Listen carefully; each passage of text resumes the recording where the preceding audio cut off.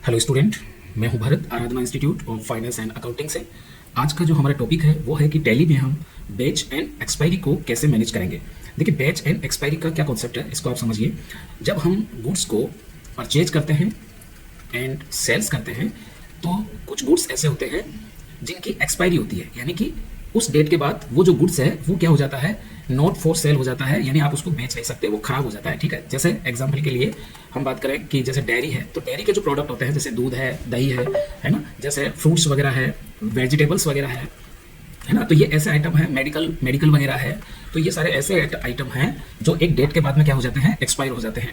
तो यदि आप इस तरीके की इन्वेंट्री को आप मैनेज करते हैं जहां पर एक्सपायरी या वो जो आइटम है वो कब खरीदा गया है, कब बना है, वो सारी चीजें अगर आपको मेंटेन करना है तो इसके लिए हमें टैली के एक फंक्शन बैच एंड एक्सपायरी का हमें यूज करना होता है।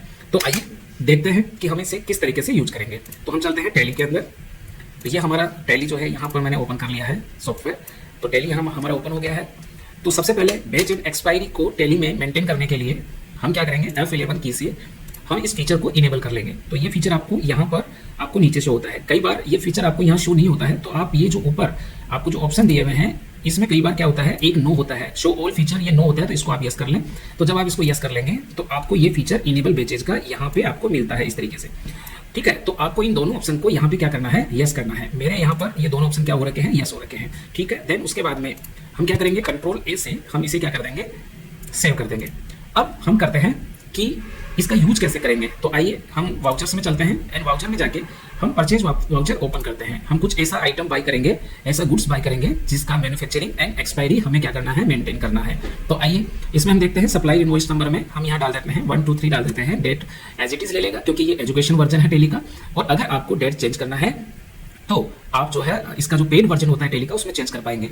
पार्टी नेम में हम जिससे हम परचेज कर रहे हैं, सपोज करिए कि कोई ये हमारा वेंडर है जिससे हम परचेज करेंगे, इसका नाम जो है वो हम समझ लेते हैं कि इसका नाम है मरुधर डेयरी के नाम से है, जिससे हम जो है सामान परचेज करते हैं, गुड्स परचेज करते हैं। तो ये हमारा क्या होगा, ये होगा हमारे लिए सन्ड्री क्रेडिटर होगा। तो इसको सन्ड्री क्रेडिटर कर देंगे एंड देन इसको हम एक्सेप्ट करते हुए सारी डिटेल्स फिल करते हुए हम इसको कंट्रोल ए से एक्सेप्ट कर लेंगे। रेसिपिएंट डिटेल्स है, इसको हम नॉट एप्लीकेबल रख देंगे यहाँ पे।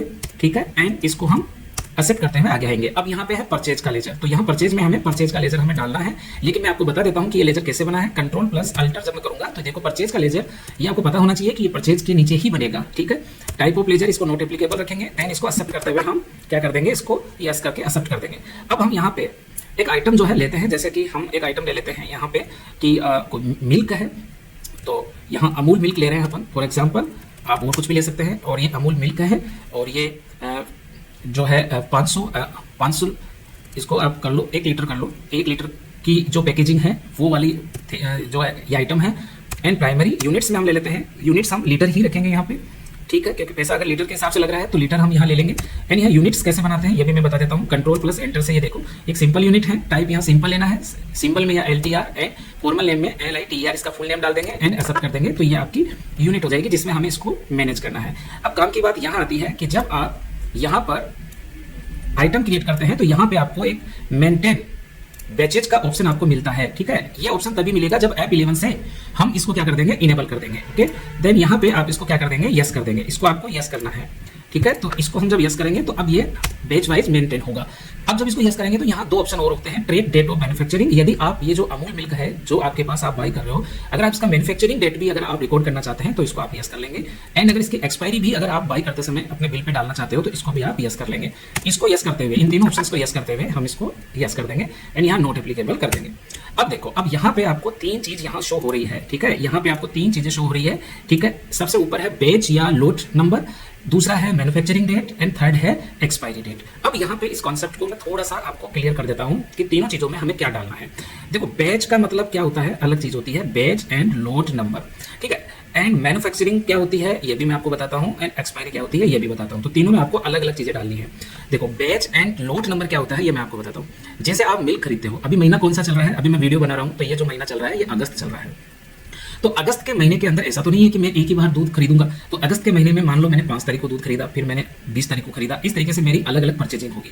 तो जो मेरी परचेजिंग है इस दूध की, इस आइटम की, ठीक है, इसको हम लोट बोलते हैं। क्या बोलते हैं इसको, लोट नंबर भी बोल सकते हैं या बैच नंबर भी बोल सकते हैं। कई लोग इसको मंथ वाइज मेंटेन करते हैं। जैसे अगर हमने अगस्त में जितना भी दूध खरीदा है तो उसका हम लोट क्या लिख देंगे, अगस्त, और स्लैश लगा के क्या लिख देंगे 2024 लिख देंगे, और ये हो गया हमारा लोड नंबर। और भी हम तरीके से इसको मेंटेन करते हैं, ये मैंने आपको शॉर्ट में बता दिया। मैन्युफैक्चरिंग डेट क्या होती है, जो आइटम आप बाई कर रहे हो, गुड्स को बाई कर रहे हो, उसके ऊपर वो आइटम कब बना है वो डेट उस आइटम के ऊपर लिखा हुआ आता है, वो डेट आपको यहाँ मेंशन करनी है। एक्सपायरी डेट कि वो आइटम कितने दिन बाद वो आइटम क्या हो जाएगा, खराब हो जाएगा। कुछ आइटम ऐसे होते हैं जो 2 दिन में खराब हो जाते हैं, कुछ 4 दिन में हो जाते हैं, कुछ 1 महीने में हो जाते हैं, कुछ 15 दिन में हो जाते हैं, तो उसे कहते हैं एक्सपायरी डेट। ठीक है, इसको आप डेट से भी रिफ्लेक्ट कर सकते हो एंड डेट से भी कर सकते हो। ठीक है, तो आइए चलते हैं, तीनों चीजें मैंने आपको समझा दी।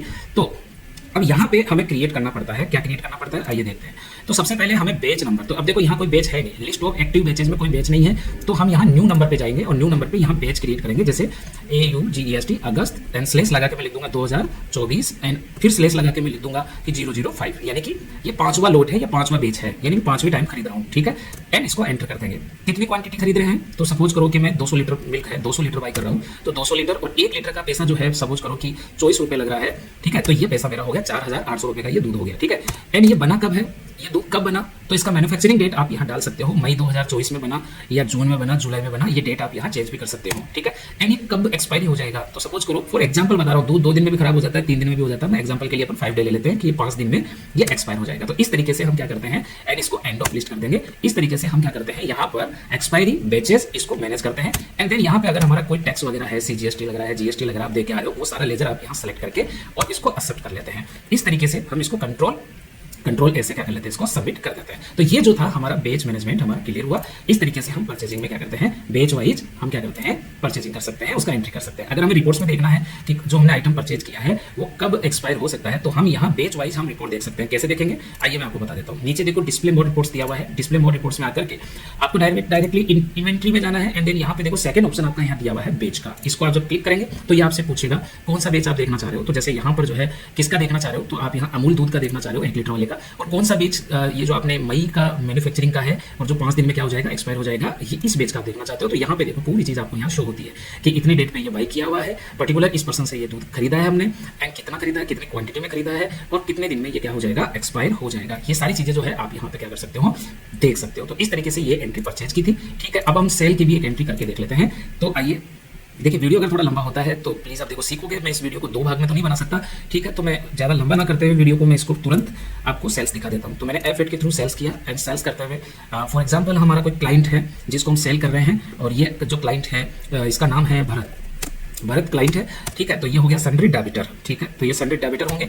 ठीक है, एंड यस करते हैं हम क्या कर देंगे, इसको कंट्रोल ए से एक्सेप्ट कर देंगे।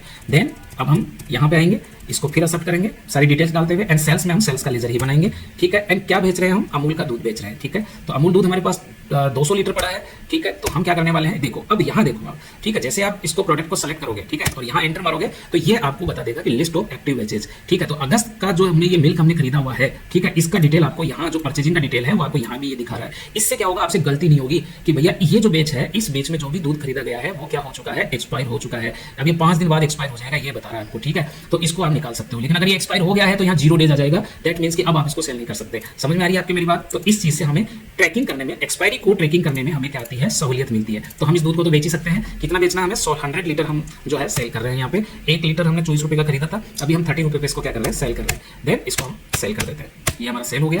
ठीक है, एंड एंटर करते हुए हम इसे कंट्रोल से ये कर लेंगे। अब अगर हम देखते हैं कि हमारे पास कितना दूध बचा हुआ है, तो हम डिस्प्ले मोर रिपोर्ट्स में जाके इन्वेंट्री बुक्स में जाके एंड बेच वाइज देख सकते हैं कि कौन से बेच में हमारे पास कितना दूध है जो अभी बचा हुआ है। तो देखो ये जो हमने बाई किया था, ये हमने 200 लीटर बाई किया था, और इसके अंदर अभी हमारे पास क्लोजिंग 100 लीटर और बचा हुआ है। ठीक है, तो इस तरीके से हम जो है बेच वाइज ट्रैकिंग कर सकते हैं। ठीक है, कि कौन सा दूध, कोई दूध खराब तो नहीं हो गया, कोई दवाइयाँ खराब तो नहीं हो गई। तो ये चलेगा कहाँ पे, ये वहाँ लगता है, ये जो चीज़ है ये आपको वहाँ मेंटेन करनी पड़ती है जहाँ पर ऐसे आइटम को आप बाई सेल करते हैं जो कि एक डेट के बाद में क्या हो जाते हैं, एक्सपायर हो जाते हैं। तो वीडियो कैसा लगा, लर्निंग कैसी लगी आपको, कोई दिक्कत आई हो तो कमेंट्स बॉक्स में जरूर लिखना। यार अच्छा लगे बुरा लगे कमेंट जरूर किया करो, एक लाइक जरूर दिया करो, आपके लिए समय निकालता हूँ। तो चलिए फिर मिलेंगे एक नई लर्निंग के साथ में, तब तक के लिए thank you very much. Channel को लाइक एंड सब्सक्राइब करना मत भूलना। Bye bye.